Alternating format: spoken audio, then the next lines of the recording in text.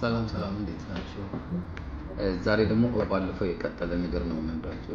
ኦልሬዲ ቁጥሮቻችንን አውቀናል፣ አይደንቲፋይ አድርገናል። ቁጥሮቻችን ለሰርጋችን ምን ያህል ብር እንደሚያስፈልገን በቁጥር ፊገር አውት አድርገናል።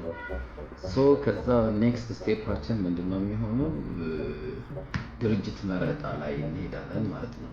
ድርጅት መረጣ ላይ ስንል ደግሞ ምንድነው ለሰርጋችን የሚያስፈልጉን ካምፓኒዎች ምን ምንድን ናቸው የሚሉትን ሊስት አውጥተና ኦልሬዲ ለነዛ ሊስቶች ላይ ለገሌ ድርጅት ሳይ ለምሳሌ እንበል ለሆቴል ምን ያህል ብር ያስፈልገናል፣ ለፎቶግራፊ እና ቪዲዮግራፊ ምን ያህል ብር ያስፈልገናል፣ ለዲኮር፣ ለአዳራሽ፣ ለመኪና ሁሉንም ነገሮችን ብር ያስፈልገናል የሚለውን እናወራለን ማለት ነው።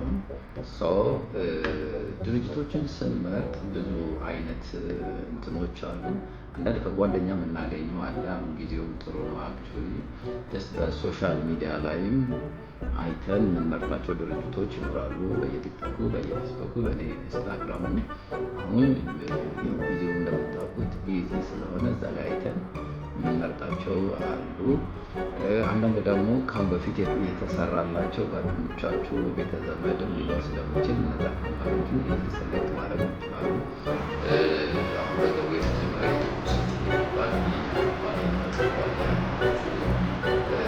ጥሩ ሰርቪስ ይሰጣችኋል።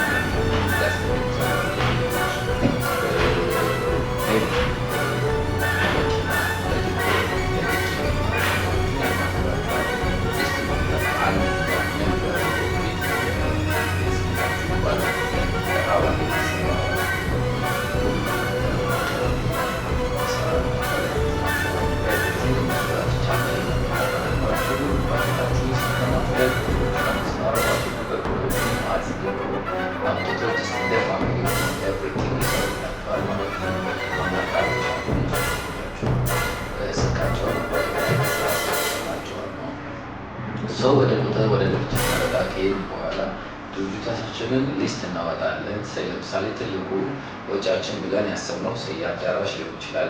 አዳራሽ ሆቴል ሊሆን ይችላል፣ ቢቻር ሊሆን ይችላል፣ ኦፕኔሮች ኤቭሪዌር የእናንተ ቴስት ነው። እሱ እናንተ የመረጣችሁበት እንትን ላይ ሰሌክት አለው እና ለዚህ ነው ይባልና ሸራተን ሆቴል የሚቀመረጥ ሸራተን ሆቴል ምን ያህል ነው የሚያስከፍለን የሚለውን ሰርች ማድረግ አለብን፣ መጠየቅ አለብን፣ ነገር መስራት አለብን ማለት ነው።